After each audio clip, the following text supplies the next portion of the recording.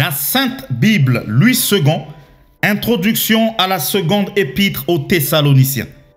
En raison des points communs entre les deux épîtres aux Thessaloniciens, il est recommandé au lecteur de se référer à l'introduction de 1 Thessalonicien pour complément d'information, surtout pour ce qui concerne les questions d'auteur et de destinataire. La question fondamentale à l'origine de la rédaction de ces deux épîtres a trait à leur intérêt pour le retour glorieux de Jésus-Christ et ses conséquences, à savoir le jugement prévu pour le jour de sa venue et le sort alors réservé aux méchants et aux justes. Dans la deuxième épître aux Thessaloniciens, l'intérêt porte d'entrée de jeu sur trois grands thèmes: la foi, l'amour et la persévérance au milieu des épreuves et des tribulations. Chapitre 1, versets 3 à 5. Ces thèmes touchent étroitement le développement des questions que les Thessaloniciens se posent. En effet, les souffrances pour le royaume de Dieu et à cause de ce royaume produiront un jugement favorable au jour de la venue du Christ pour ceux qui les auront supportés. Voici du reste les grandes articulations de l'épître. 1. Adresse et salutation au chapitre 1, versets 1 à 2. 2. Le progrès des Thessaloniciens dans la foi, l'amour et la persévérance. Chapitre 1, versets 3 à 12. 3. Sur l'avènement du Seigneur au chapitre 2, versets 1 à 17. 4. Exhortation à la prière pour le progrès de l'Évangile. Chapitre 3, versets 1 à 15. 5. Doxologie et salutation finale. Chapitre 3, versets 16 à 18. L'auteur évite de fixer une date précise pour la fin des temps. Il donne plutôt un éclairage qui permet aux chrétiens de s'y retrouver et de faire preuve de persévérance dans leur souffrance. Le message de 2 Thessaloniciens est la suite logique de celui de 1 Thessaloniciens, surtout en ce qui concerne la résurrection et le jour de l'avènement du Seigneur Jésus-Christ.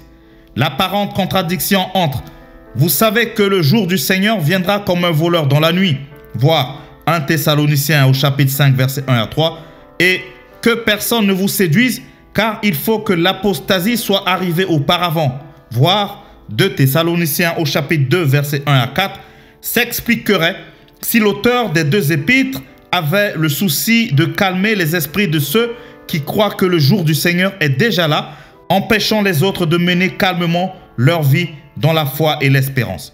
Mais on peut aussi supposer que l'enseignement contenu dans la première épître n'ayant pas été bien compris, l'auteur aurait donc rédigé la seconde pour une certaine mise au point. Celle-ci était d'autant plus urgente que les perturbateurs attribuaient à l'apôtre des paroles et des correspondances qui n'étaient pas de lui. Voir 2 Thessaloniciens au chapitre 2, verset 2. Après les encouragements au sujet de la foi dans les épreuves et la persécution, l'auteur parle des préliminaires à l'avènement du Christ, notamment de l'apostat et de l'impie que le Seigneur Jésus détruira, du souffle de sa bouche, au chapitre 2, verset 8. 3 leçons importantes résument les implications éthiques qui terminent l'épître. Le chrétien doit demeurer ferme parce que Dieu l'a choisi. Le Dieu qui choisit mérite qu'on lui fasse confiance. Les chrétiens peuvent donc œuvrer dans la quiétude. 2 Thessaloniciens, chapitre 1er. Adresse et salutation. Paul et Sylvain et Timothée à l'église des Thessaloniciens qui est en Dieu notre Père et en Jésus-Christ le Seigneur. Que la grâce et la paix vous soient données de la part de Dieu notre Père et du Seigneur Jésus-Christ. Progrès des Thessaloniciens dans la foi et dans la charité malgré les persécutions. Nous devons à votre sujet, frères, rendre continuellement grâce à Dieu comme cela est juste parce que votre foi fait de grands progrès et que la charité de chacun de vous tous à l'égard des autres augmente de plus en plus. Aussi, nous glorifions-nous de vous dans les églises de Dieu à cause de votre persévérance et de votre foi au milieu de toutes vos persécutions et des tribulations que vous avez à supporter.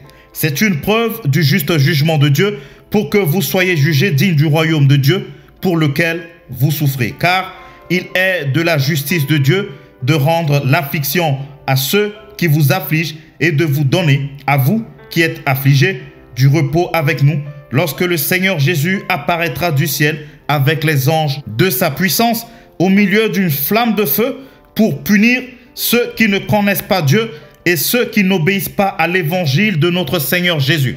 Ils auront pour châtiment une ruine éternelle, loin de la face du Seigneur et de la gloire de sa force, lorsqu'il viendra pour être en ce jour-là, glorifié dans ses saints et admiré dans tous ceux qui auront cru, car notre témoignage auprès de vous a été cru. C'est pourquoi aussi nous prions continuellement pour vous, afin que notre Dieu vous juge digne de la vocation et qu'il accomplisse par sa puissance tous les desseins bienveillants de sa bonté et l'œuvre de sa foi, pour que le nom de notre Seigneur Jésus soit glorifié en vous et que vous soyez glorifiés en lui selon la grâce de notre Dieu et du Seigneur Jésus-Christ.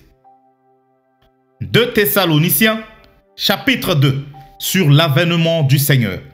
Pour ce qui concerne l'avènement de notre Seigneur Jésus-Christ et notre réunion avec lui, nous vous prions, frères, de ne pas vous laisser facilement ébranler dans votre bon sens et de ne pas vous laisser troubler, soit par quelques inspirations, soit par quelques paroles ou par quelques lettres qu'on dirait venir de nous, comme si le jour du Seigneur était déjà là. Que personne ne vous séduise d'aucune manière, car il faut que l'apostasie soit arrivée auparavant et que l'on ait vu paraître l'homme du péché, le fils de la perdition, l'adversaire qui s'élève au-dessus de tout ce qu'on appelle Dieu ou de ce qu'on adore, jusqu'à s'asseoir dans le temple de Dieu, se proclamant lui-même Dieu. Ne vous souvenez-vous pas que je vous disais ces choses lorsque j'étais encore chez vous? Et maintenant, vous savez ce qui le retient, afin qu'il ne paraisse qu'en son temps. Car le mystère de l'iniquité agit déjà. Il faut seulement que celui qui le retient encore ait disparu. Et alors paraîtra l'impie, que le Seigneur Jésus détruira par le souffle de sa bouche et qu'il anéantira par l'éclat de son avènement.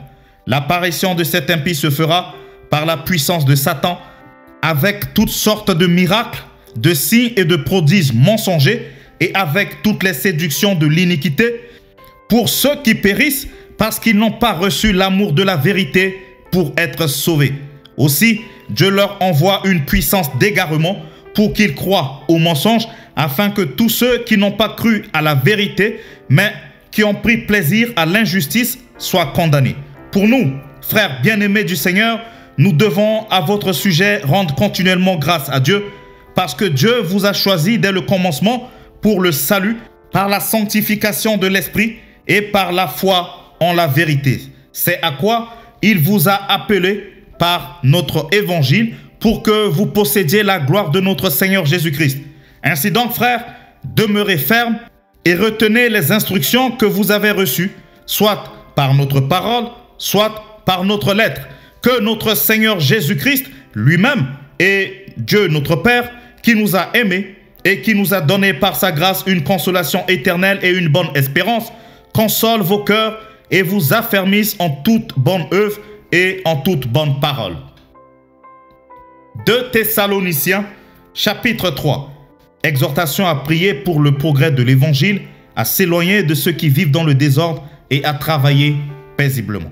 Au reste, frères, priez pour nous, afin que la parole du Seigneur se répande et soit glorifiée comme elle l'est chez vous, et afin que nous soyons délivrés des hommes méchants et pervers. Car tous n'ont pas la foi. Le Seigneur est fidèle, il vous affermira et vous préservera du malin.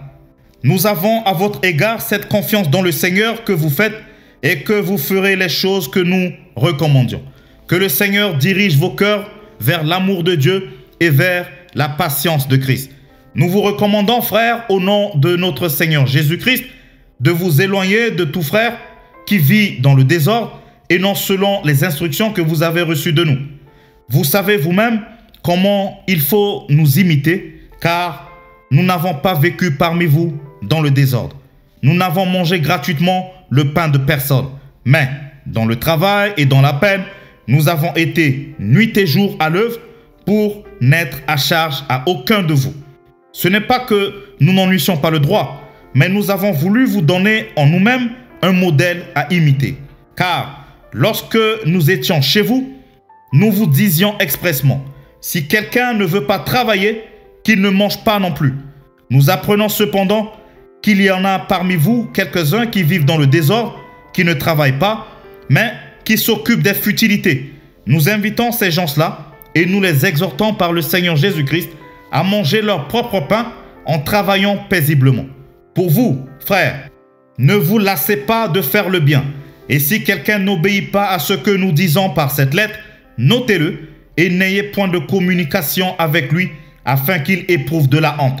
Ne le regardez pas comme un ennemi, mais avertissez-le comme un frère. Salutations. Que le Seigneur de la paix vous donne lui-même la paix en tout temps, de toute manière. Que le Seigneur soit avec vous tous. Je vous salue, moi, Paul, de ma propre main. C'est là ma signature dans toutes mes lettres. C'est ainsi que j'écris. Que la grâce de notre Seigneur Jésus-Christ soit avec vous tous.